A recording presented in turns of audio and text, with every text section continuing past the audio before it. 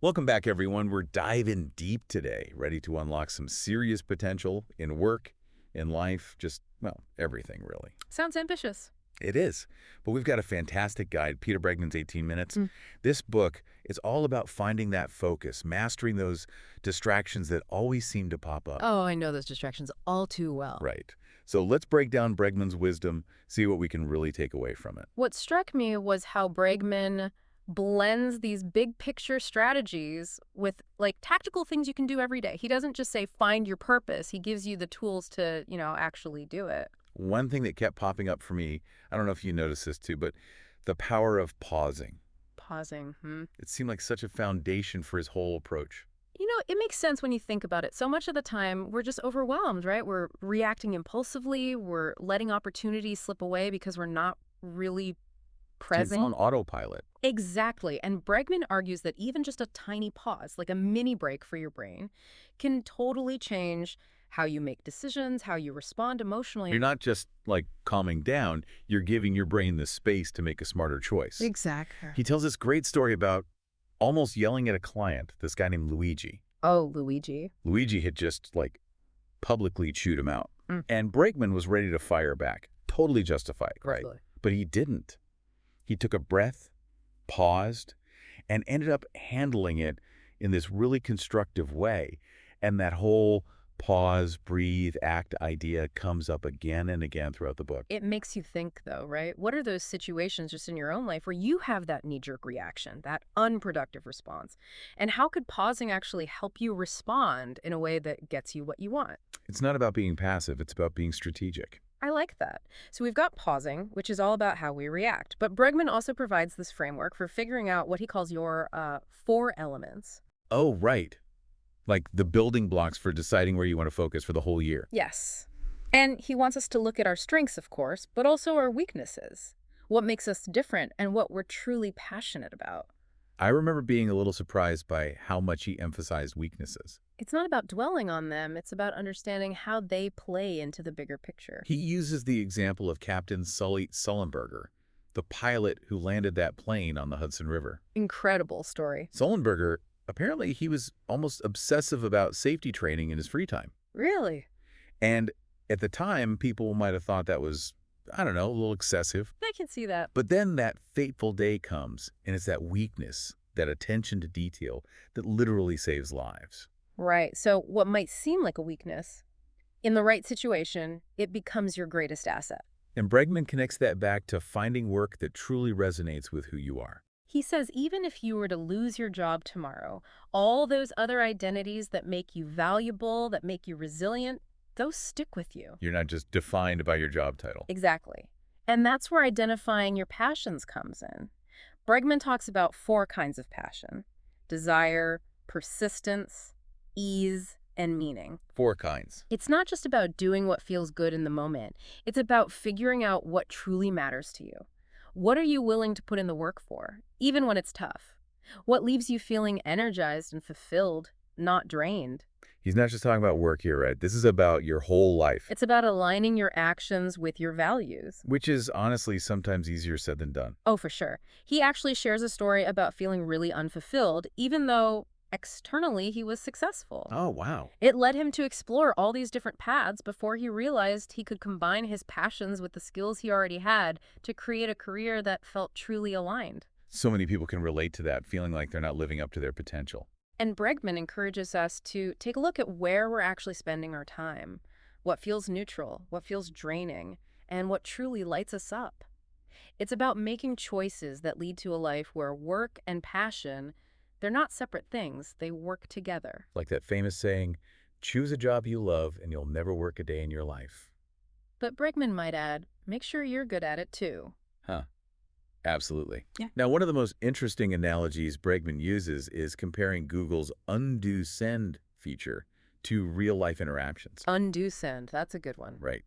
It's all about pausing before you react, especially when you're feeling those big emotions. Because just like we might regret sending that email without proofreading it, we often regret things we say in the heat of the moment. And Bregman says, take those few seconds that Google gives you to undo send in real life. It's like pressing pause on your emotions. He tells this story about being in an argument with a friend and Mid-argument, he realizes he actually agrees with his friend's point. Oh, no. But instead of just, admitting he was wrong, he keeps arguing. We've all been there. And afterward, he's like, why did I do that? He knew better, but he just reacted. So it takes a lot of self-awareness to catch yourself in those moments, right?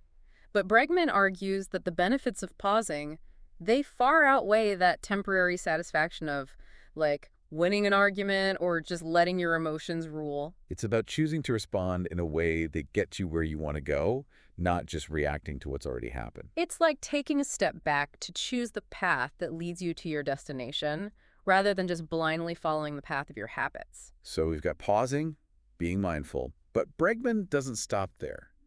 He gives us some seriously practical tools for managing time and attention, like this thing he calls the 18-minute daily plan. I love a good plan. What's this one all about? It's a structured way to make sure your day aligns with your bigger goals. Interesting. And it's only 18 minutes, broken up throughout the day. It's doable. So you spend 5 minutes each morning planning your day. Then you strategically use your ignore list throughout the day to avoid distractions. Ah, the ignore list, my best friend. Right. And then at the end of the day, you spend 5 minutes reviewing what went well, what you could improve. Bregman says these short bursts of focused time, they make a huge difference in staying on track. It's about creating that clarity, making sure you're moving in the right direction. He tells a story about feeling totally swamped by emails, like he was constantly putting out fires first thing in the morning. I think we've all felt that. Oh, definitely.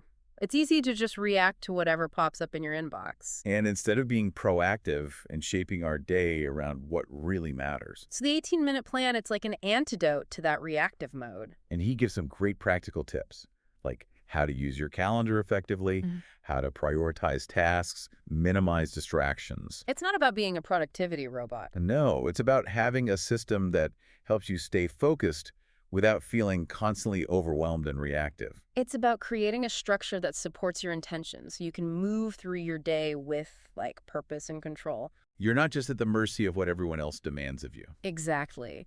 And Bregman doesn't just give us the plan, he talks about mastering those distractions and finding your motivation, even when you don't feel like it. He actually suggests using distractions productively. Oh, now that's interesting. How do you do that? And he talks about overcoming procrastination. One of his big ideas is creating an environment that supports the behaviors you want. So it's not just about willpower. He tells this funny story about how he moved his dining table outdoors. His whole dining table. Yeah.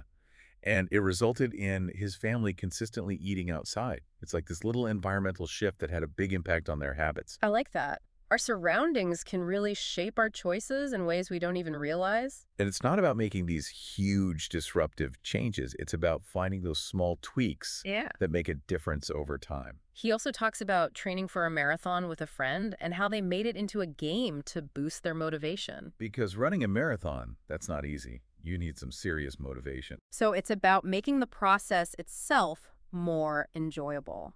He even challenges listeners to identify one small environmental change they can make to support a behavior they want to cultivate. That's a great challenge. It could be as simple as putting your running shoes by the door, unsubscribing from those emails that tempt you to waste time.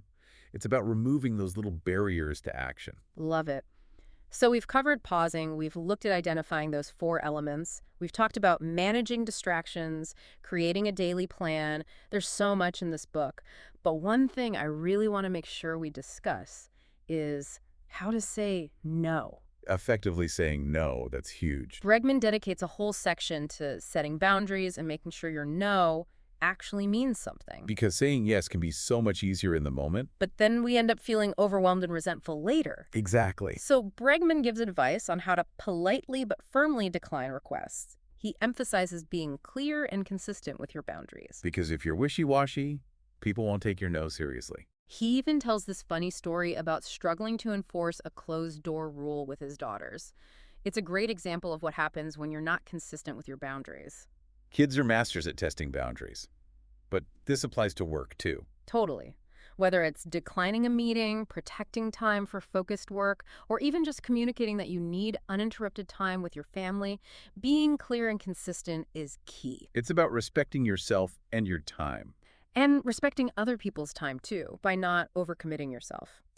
Bregman introduces this tool called the 3-question test to help you decide whether to say yes to a request. The 3-question test, tell me more.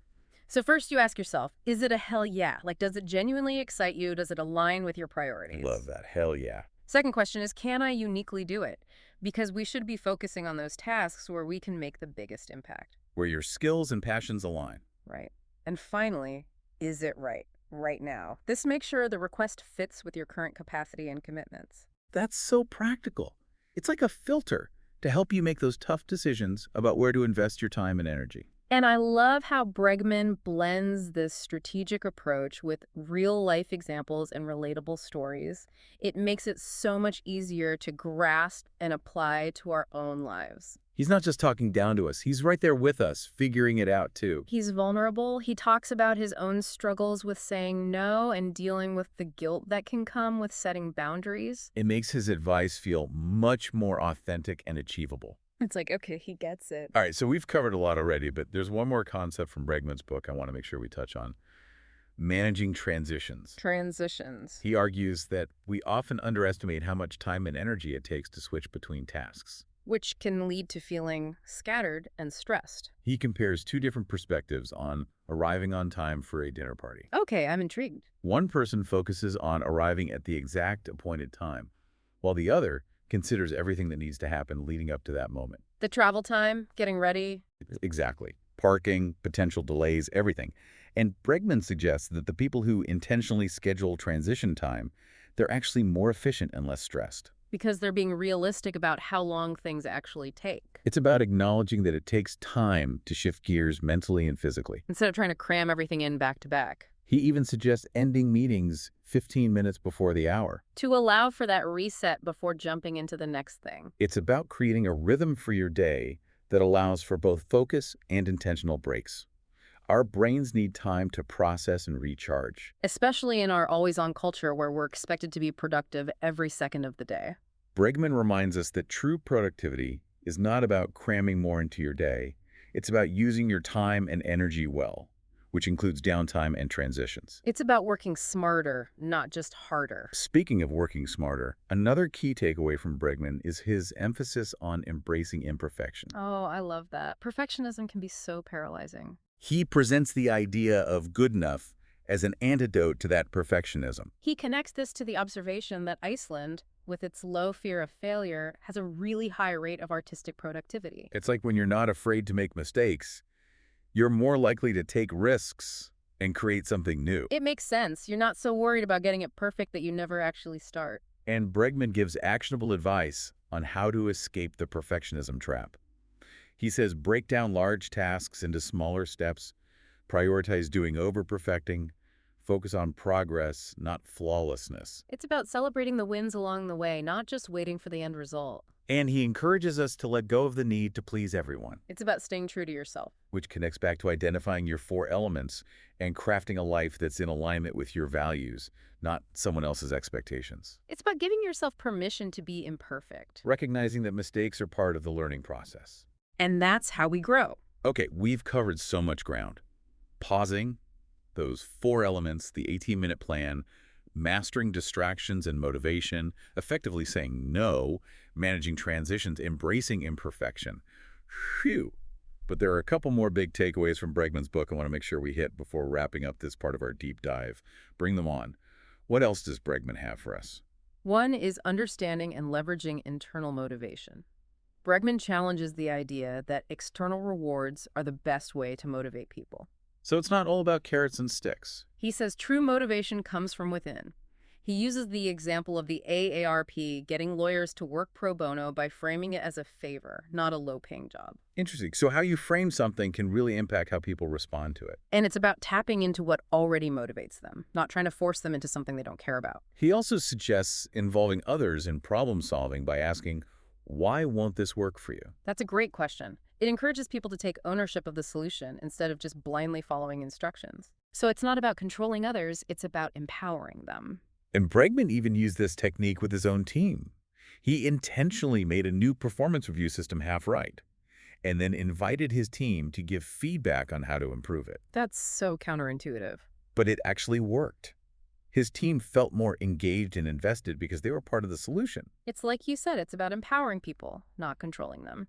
Okay, so we've talked about internal motivation, but there's one final piece of wisdom from Bregman I want to make sure we touch on before we wrap up. Adapting to change. Adapting to change, that's a big one. In today's world, things are constantly changing. Bregman argues that flexibility is essential for success. He uses the analogy of driving through a sudden snowstorm. Ah, yes, a classic New England experience. You can't keep driving the same way you would on a sunny day. You have to adapt to the conditions to stay safe.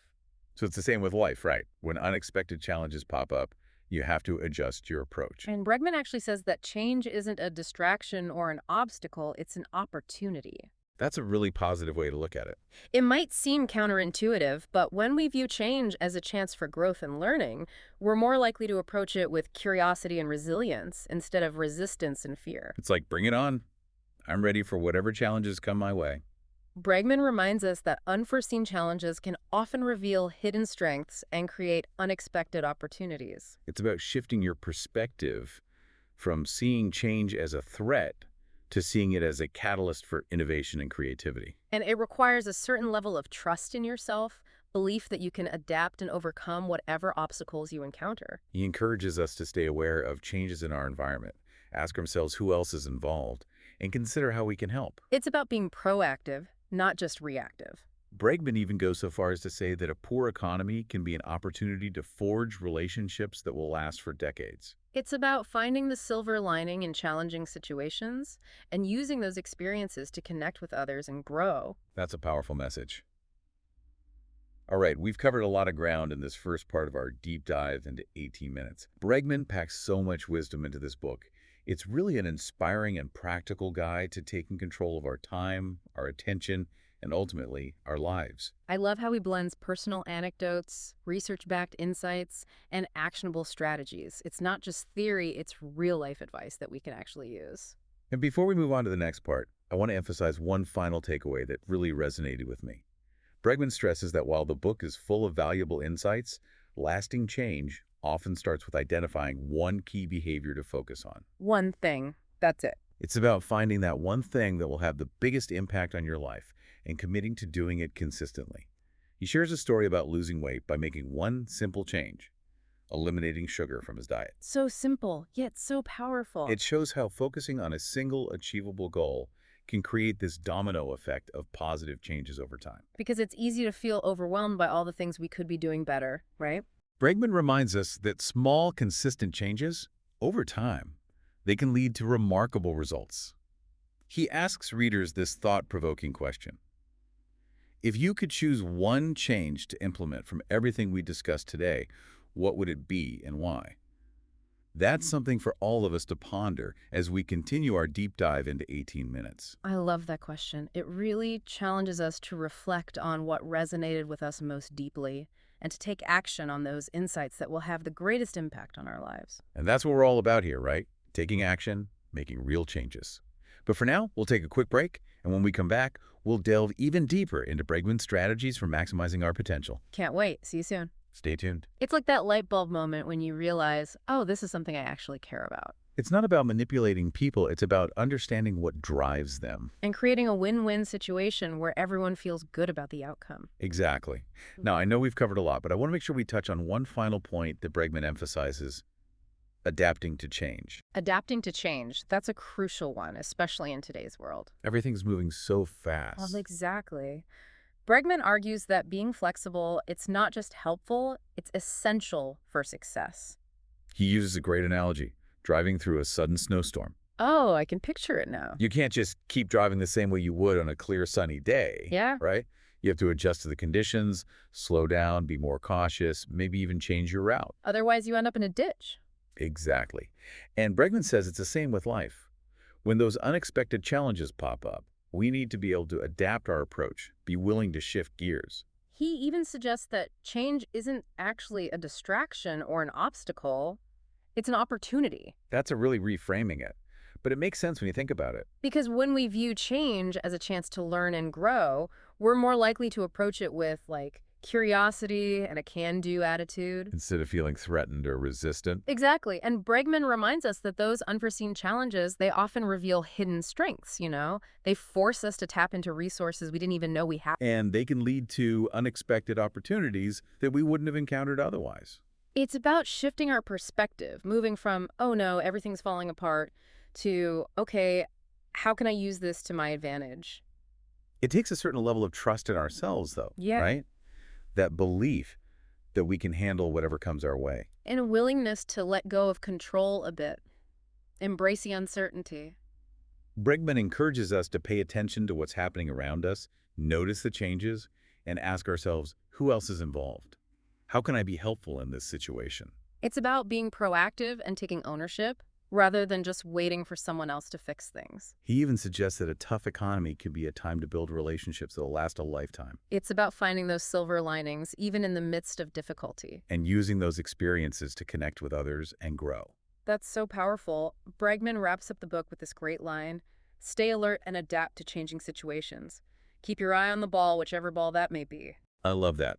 It really captures his whole message of embracing flexibility, resilience, and the power of intentional action in a world that's constantly in flux. It's about being present, engaged, and ready to pivot as needed. Okay, wow. We've covered a ton of ground Hmm. in this deep dive into 18 minutes. It's such an inspiring and practical guide. It really is. Bregman gives us so much to think about and so many tools to use to take control of our time, our attention, and ultimately, our lives. And one of the things that really stood out to me is his emphasis on the fact that lasting change, it often starts with identifying just one key behavior to focus on. Just one. He says, pick the one thing that will have the biggest impact in your life and make it a habit. He shares his own story of losing weight by making one simple change, cutting out sugar. That's amazing. Sometimes those small changes can make the biggest difference. It's so easy to get overwhelmed by all the things we should be doing. Oh, definitely. Bregman reminds us that small, consistent changes, over time, they can create remarkable results. And he leads readers with this thought-provoking question.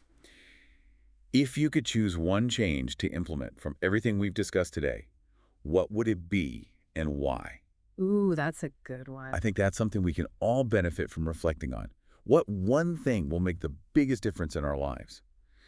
And are we willing to commit to making that change? Because it's not enough just to have the knowledge, right? We have to actually take action on it. Exactly. And that's what we're all about here, right? Taking action, making real changes.